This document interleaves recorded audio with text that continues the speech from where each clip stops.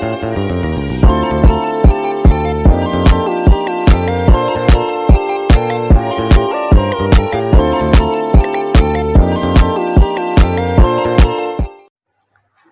siang semuanya, perkenalkan nama saya Michael Tutuwijaya dari kelas 10 akuntansi 3. Di sini saya akan menjelaskan materi tentang bentuk interaksi keuangan dan kerjasama antar negara.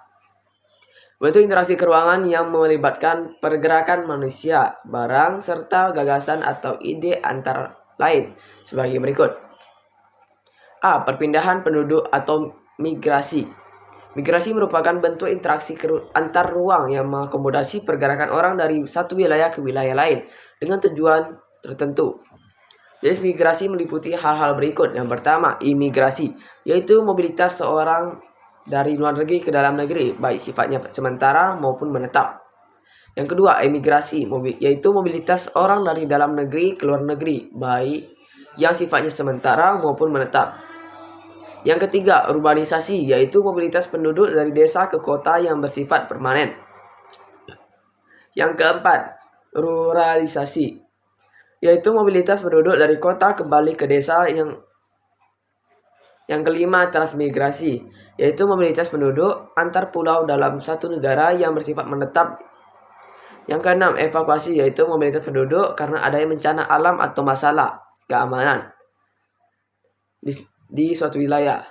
Yang ketujuh, sirkulasi, yaitu mobilitas penduduk yang bersifat sementara untuk keperluan pekerjaan atau keperluan lain yang mengharuskan menginap di tempat tujuan. Dan yang terakhir, komutasi, yaitu mobilitas penduduk dari desa ke kota yang bersifat tidak permanen pada hari yang sama. B. Komunikasi, merupakan bentuk interaksi antar ruang yang melibatkan pertukaran ide atau gagasan baik secara lisan maupun tidak langsung. Contoh pertukaran informasi diantaranya sebagai berikut. Yang pertama, siaran televisi yang menyiarkan kejadian-kejadian aktual di suatu wilayah. Yang kedua, streaming.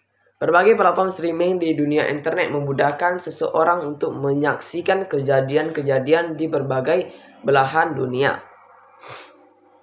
Yang ketiga, website, merupakan jaringan dunia maya yang saling terhubung di dunia internet melalui mesin pencari. Seseorang dapat memudah mencari ide sesuai dengan kebutuhannya.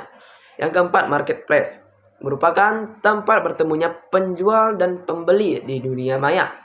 Kehadiran internet mengubah interaksi ruang dan aktivitas fisik, aktivitas maya dalam bentuk marketplace.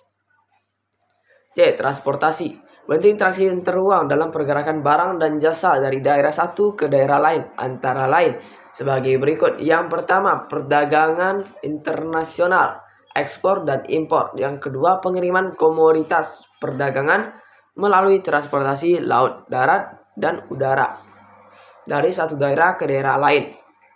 D. Kerjasama antar negara, upaya pelaksanaan sistem perpolitikan luar negeri di Indonesia sebagai amanah falsafah ideologi Pancasila dan landasan konstitusi Undang-Undang Dasar 1945, yaitu Indonesia berperan aktif dalam membina hubungan dengan negara lain. Hubungan luar negeri Indonesia secara resmi dimulai sejak negara Indonesia berdiri, yaitu 17 Agustus 1945. Yang pertama, kerjasama bilateral. Kerjasama bilateral merupakan kerjasama yang dilakukan antar dua negara yang terdapat aktivitas timbal balik kedua belah pihak negara tersebut.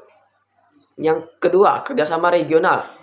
Kerjasama regional adalah kerjasama antar negara di suatu kawasan yang umumnya berdekatan. Tujuan utama kerjasama tersebut adalah untuk memajukan dan memperkokoh eksistensi negara yang berada pada suatu kawasan.